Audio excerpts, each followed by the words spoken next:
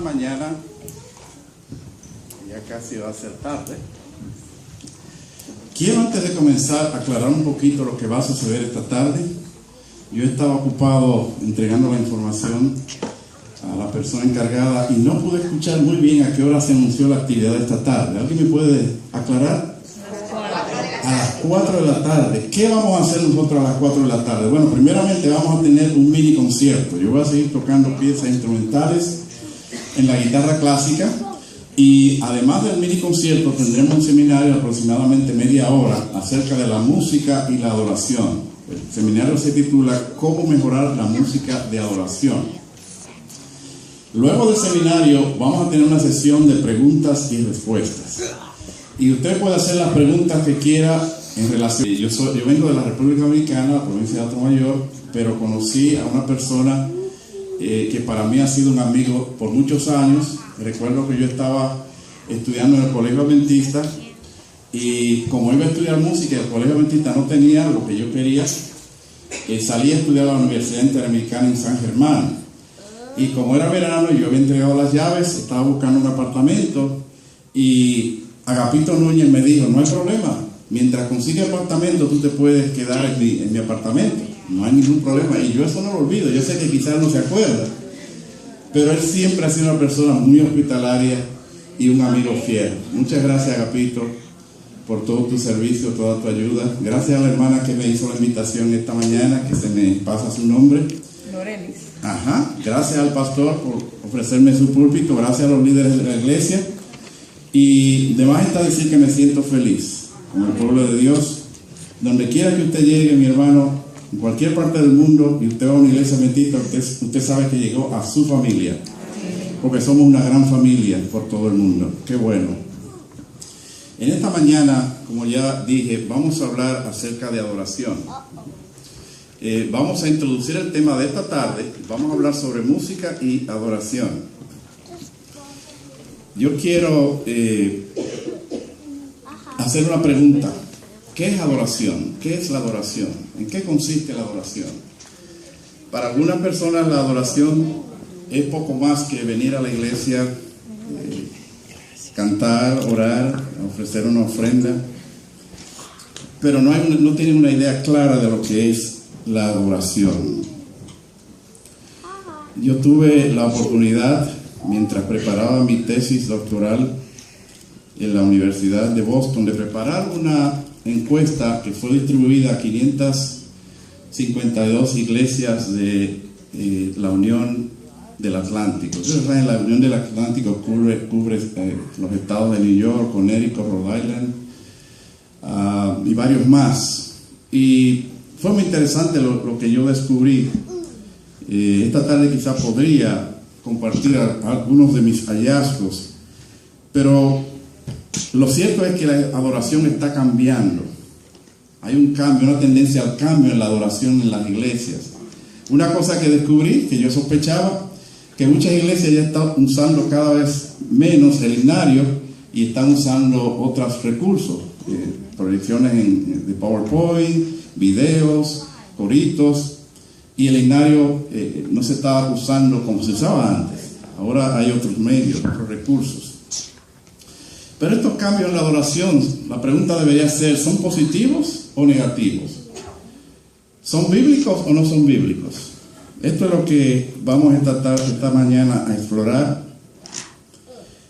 La adoración debe surgir primeramente de una relación personal con Dios. La adoración genuina. ¿Por qué adoramos? ¿Por qué adoramos a Dios? ¿Por qué nosotros venimos aquí todos los sábados y hacemos este culto? ¿Por qué? Quizás nos ayude a entender el por qué y el cómo, la experiencia de Saulo de Tarso. Saulo de Tarso venía de su agenda perseguidora. Saulo de Tarso era un hombre educado, pero se había dedicado a perseguir a la iglesia naciente, la iglesia cristiana del primer siglo. Y dice la Biblia que él venía respirando amenazas contra ellos, porque él los encarcelaba, los mandaba a la cárcel. Ellos estaban proscritos. Sin embargo, Jesús se le apareció. Y es interesante ver las preguntas que le hizo Jesús, o más bien la pregunta que él le hizo a Jesús. ¿Quién eres, Señor? Si usted va a capítulo 9 del libro de Hechos, va a ver la historia de Saulo. No tenemos tiempo de leer todo el contenido. De hecho, hoy vamos a usar la Biblia bastante. Yo voy a tratar de ser un poco ágil porque el tiempo se ha ido. Pero si ustedes leen el pasaje completo, cuando Jesús se le aparece, aquella luz resplandeciente, ¿cuál es la primera pregunta que hace Saulo? Señor, ¿quién eres? ¿Y qué responde Jesús? Yo soy Jesús a quien tú persigues. Dura cosas te da patadas, te da cosas contra el aguijón. Ustedes saben ya. Después entonces Saulo pregunta, Señor, ¿qué quieres que haga? Entonces Jesús le dice todo lo demás, le dice, tú vas a ir, te vas a encontrar con una persona, etcétera, etcétera. Entonces, yo tomo esto como base para que entendamos cuáles son los fundamentos de la adoración. Adoramos a Dios en base a que tenemos un encuentro personal con Él.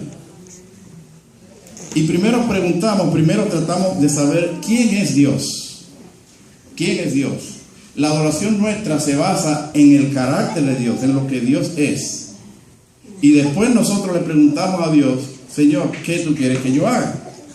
Pero ¿saben una cosa? Muchas iglesias, y no me refiero a la iglesia adventista en particular, pero muchas iglesias en la cristiandad, muchas denominaciones, tienen invertido, el asunto lo tienen invertido.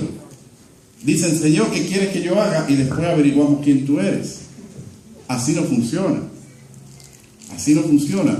Nosotros adoramos a Dios primeramente porque Dios es amor. Anoche estuve viendo la presentación tan hermosa que hizo una persona acá, afroamericana. No tengo el gusto de conocerlo, pero excelente presentación, excelente traducción. Y él decía que Dios es, su justicia y su misericordia es como un papel. Tremenda comparación. No podemos separar uno del otro. Un lado del papel no se puede separar del otro lado.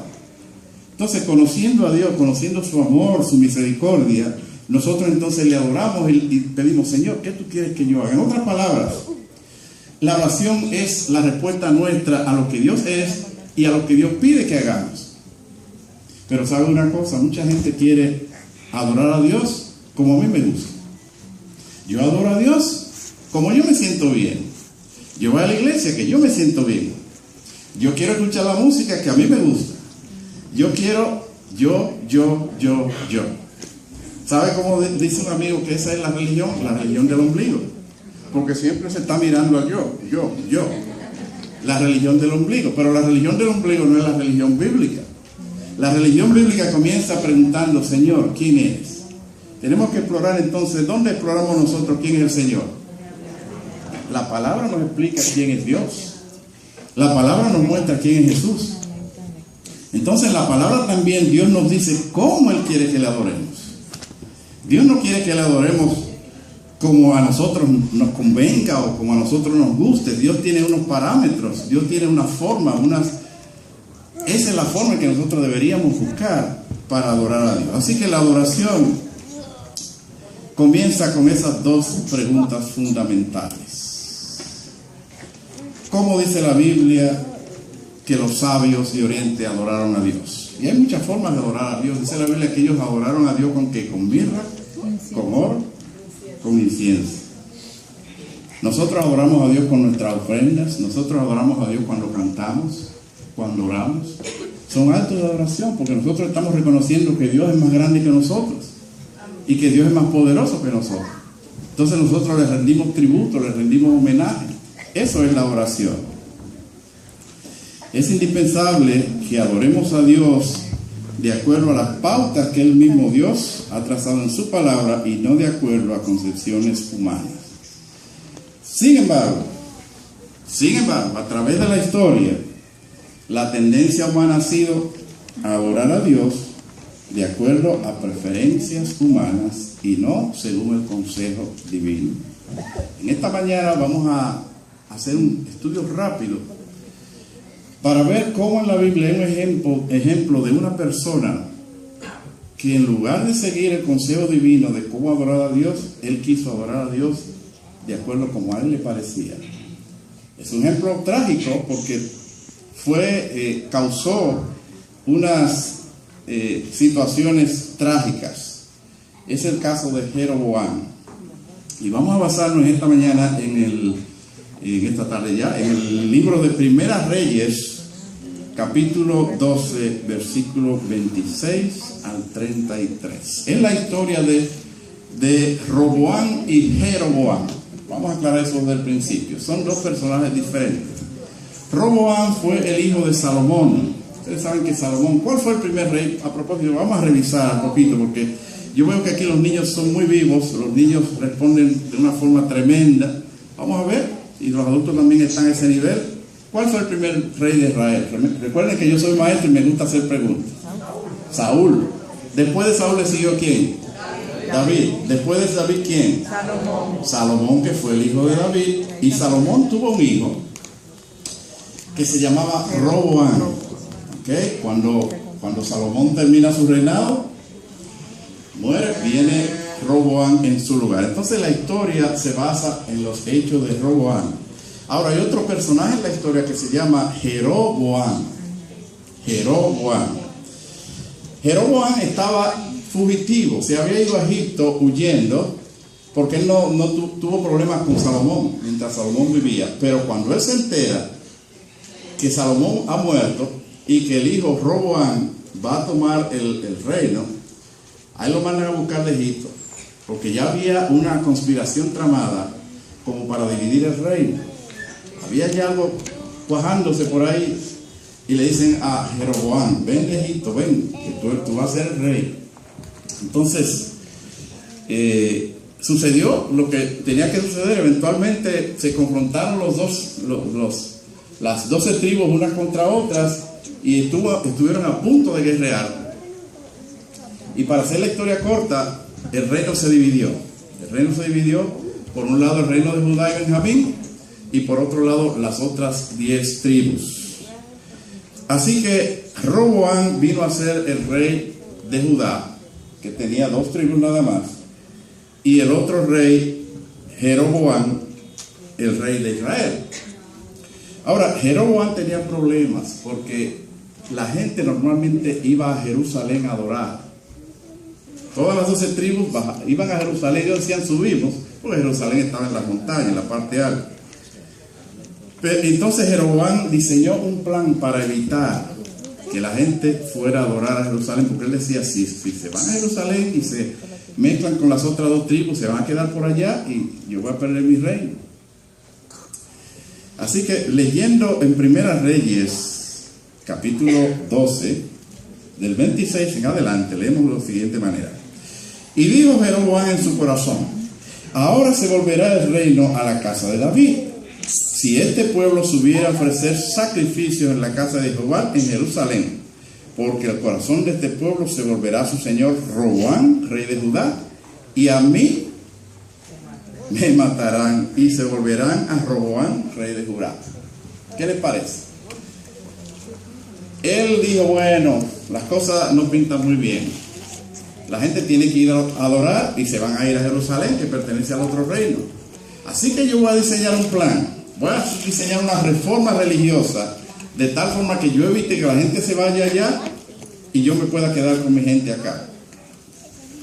Y yo entonces, observando esto, tomo punto número 1. Uno de los motivos equivocados a adorar a Dios es el temor. Jeroboam más bien, comenzó una reforma religiosa basada en el temor. Él dijo: vamos a reformar esto porque yo temo por mi vida. ¿Cuántas veces ustedes oyen personas que adoran a Dios por temor? Hay religiones completas que basan su sistema en el temor, mantener a la gente aterrorizada, atemorizada. Pero no sé si ustedes se dieron cuenta, después del 9/11, el 11 de septiembre de 2001, en New York, después del 9/11, las iglesias se llenaban, estaban abarrotadas, de gente aterrorizada, de gente que buscaba respuestas, de gente angustiada. Una vez esta gente recibió algún tipo de consuelo y el tiempo sana las heridas también, ¿qué pasó con la gente? Empezó a irse y otra vez las iglesias volvieron a estar vacías. ¿Por qué? Porque el miedo es un mal consejero, el miedo no enseña nada. La gente iba escapando del miedo, iba por miedo, pero no iban realmente a adorar a Dios por un conocimiento de quién es Dios, un conocimiento de su carácter, un conocimiento del plan de salvación y del amor de Dios. Así que lo primero que debemos decir, que un sistema de adoración basado en el miedo no funciona.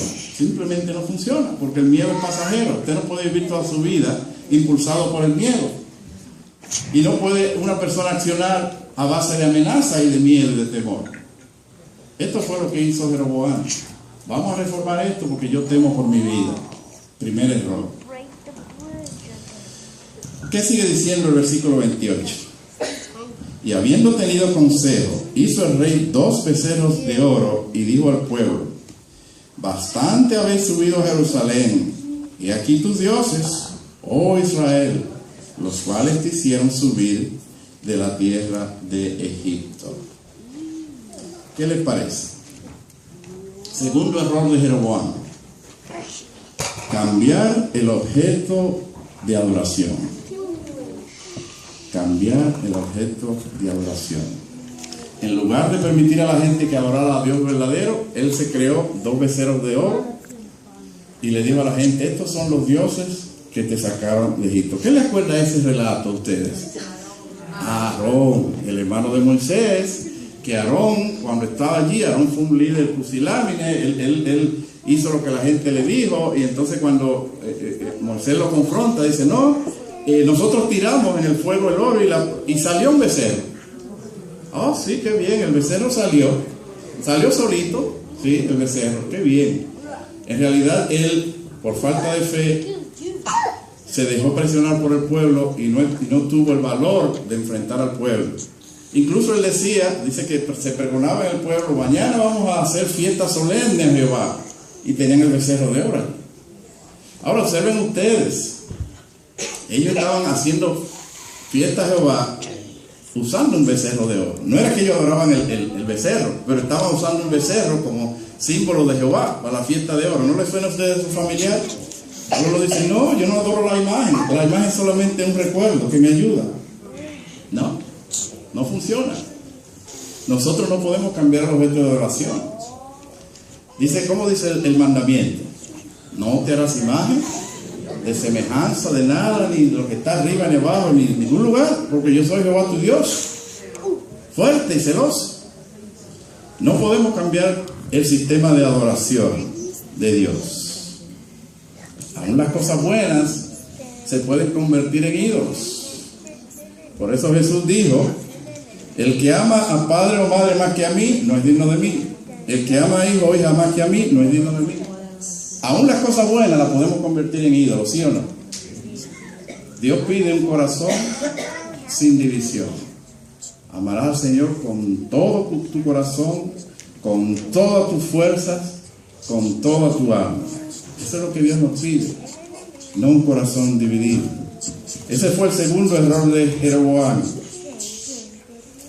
cambiar el objeto de adoración. Ahora, Jeroboam siguió más adelante en su supuesta reforma. Dice que él fue y puso estos becerros que había construido, en el versículo 29, los puso uno en Betel y otro en Dan, en 2 ciudades diferentes. Así que además de cambiar el objeto de adoración, él cambió el lugar de la adoración. ¿Qué les parece? Los israelitas estaban supuestos a ir a Jerusalén por lo menos 3 veces al año, celebrar fiestas.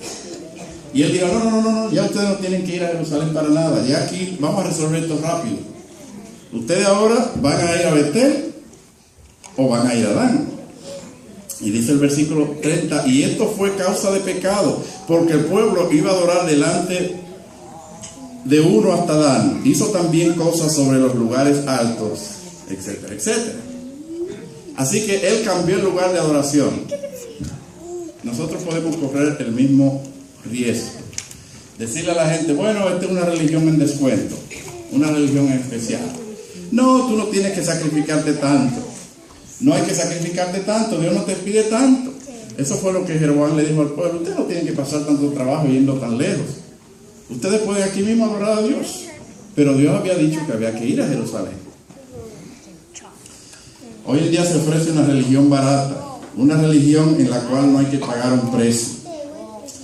Una religión tal es aceptada por la gran mayoría de personas. Yo voy a citar aquí en el libro de la señora Elena G. White, la matutina Dios nos cuida, dice de la siguiente manera: muchos serían seguidores de Cristo si Él descendiera de la cruz y se presentara ante ellos en la forma en que ellos desean.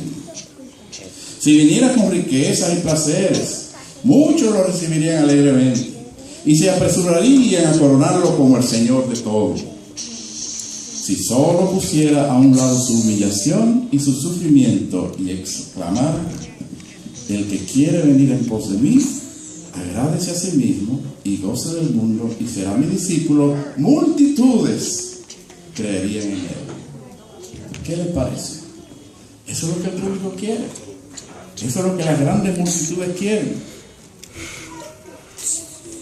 Algo que les complazca a ellos. Un sistema de oración agradable, donde no hay sacrificio de ningún tipo.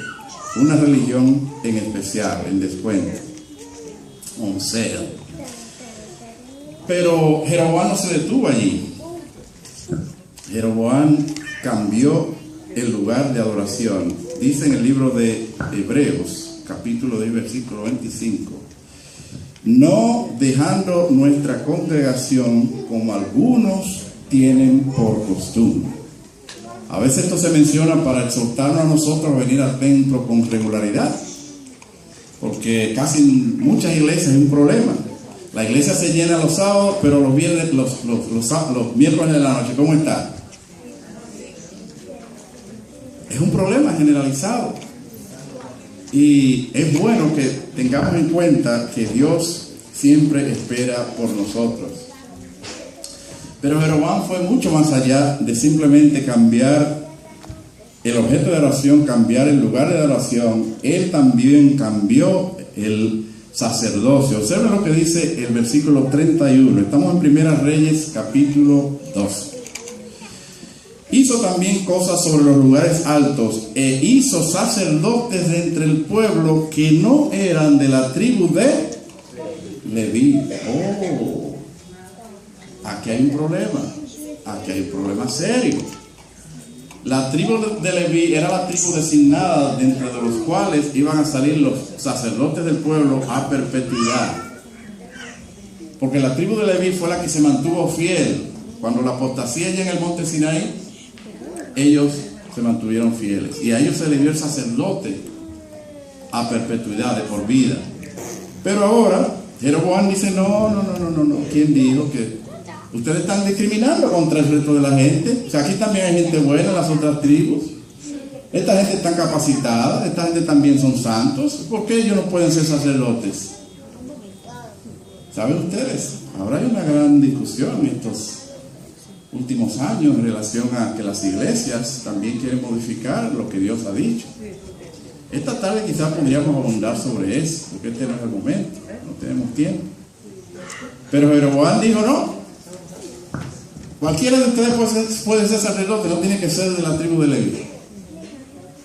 Así que él cambió el sacerdocio. Pero no solamente eso, él no se detuvo allí. Jeroboam, versículo 32, instituyó Jeroboam fiesta solemne en el mes octavo, a los 15 días del mes, conforme a la fiesta solemne que se celebraba en Judá, y sacrificó sobre un altar. Así hizo en Betel, ofreciendo sacrificio a los becerros que había hecho. Ordenó también en Betel sacerdotes para los lugares altos que él había fabricado. En otras palabras, aquí resume lo que él había hecho, pero oigan lo que hizo. Sacrificó pues sobre el altar que él había hecho en Betel a los 15 días del mes octavo, versículo 33, el mes que él había inventado de su propio corazón, e hizo fiesta a los hijos de Israel y subió al altar para quemar incienso. Así, el error final, Jeroboam instituyó su propio día de reposo. Dios había dicho que en qué día se iba a hacer la fiesta, se iba a hacer el reposo. ¿Ya? Pero él instituyó, dice, el mes octavo, un mes que él se había inventado en su propio corazón. No tenemos nosotros acá esta iglesia, y yo estoy seguro que en este pueblo, yo no sé cuántas iglesias adventistas hay en esta ciudad. Es una ciudad grande por lo que yo vi en esta mañana, porque anoche llegué y estaba lloviendo y oscuro y no pude apreciar, pero veo que es una ciudad de un tamaño considerable. Pero hoy día sábado, aparte de los judíos, ¿cuántas iglesias están adorando hoy? Solo los adventistas. ¿Acaso dice la Biblia, 6 días trabajarás y el 7º día será reposo para alabar a tu Dios? Sí, lo dice la Biblia, pero el resto de la cristiandad ¿está adorando el día de hoy? No, la mayoría va a adorar ¿cuándo? Mañana. Esto fue lo que Jeroboam hizo, inventó un día, dejando de lado el mandamiento que Dios había hecho. Y esto es trágico, mis hermanos. Esto nos demuestra que nosotros no podemos mejorar el plan de Dios de adoración. No podemos ni crear nuestros propios dioses, nuestros propios lugares de adoración, ni crear nuestros propios medios y métodos. Hoy en día hay una lucha de estilos de adoración. Hay iglesias que tienen 2 cultos, un culto para jóvenes, un culto para adultos. Para mí eso es una solución. Algunos dicen, bueno, esa es la solución. Para mí, dentro de 2 males, ese es quizás el menos malo, pero es un mal como quiera. Dicen, bueno, hay que buscar el estilo pero estamos barajando el plan de Dios, acomodándolo a una circunstancia que no es lo ideal realmente, no es lo ideal. Yo quiero ahora, hagan caminar las manecillas del reloj en su mente, las hojas del calendario, y de unos cientos de años antes de Jesús, vamos al tiempo de Cristo. Vamos al tiempo de Cristo. ¿Qué dice Jesús? ¿Cómo debería ser la adoración de los creyentes? Ustedes conocen la historia de la samaritana, la mujer samaritana. Jesús andaba con sus discípulos, iban camino del lugar donde iban, era mediodía prácticamente, el sol, el calor, el polvo. Jesús le dio sed, los discípulos fueron a comprar alimentos y en el pozo llega aquella mujer. Jesús le pide agua, se establece el contacto amistoso. Eventualmente surge una conversación muy interesante y la samaritana le dice, ven acá, tú pareces ser un profeta, pero los judíos usan adorar en aquel monte, nosotros adoramos en este lugar. ¿Dónde que se debe adorar a Dios? ¿Y qué le dice Jesús? Ni aquí ni allá. Entonces viene el verso que se leyó en la lectura bíblica, que dice ¿cómo? Mas la hora viene, y ahora es cuando los verdaderos adoradores adorarán al Padre en espíritu y en verdad, porque también el Padre tales adoradores busca que le adoren. Así que Jesús desvió la atención de la mujer al lugar. No es de allá ni aquí, no es asunto de lugar, es asunto de adorar a Dios en espíritu y en verdad. De paso, ese es el título del libro. Algunos de ustedes lo tienen porque me lo han enseñado. El libro que se editó hace un par de años, del cual su servidor escribió un capítulo. Esta tarde podríamos hablar un poco del libro. Se titula así, en espíritu y en verdad. ¿Qué es lo que Dios pide de nosotros? Que tengamos ambas cosas. Algunos dicen, oh, qué lindo fuera si nosotros tuviéramos el espíritu de X religión, porque ellos sí tienen el espíritu. Pero mucho cuidado, puede una persona tener el espíritu si no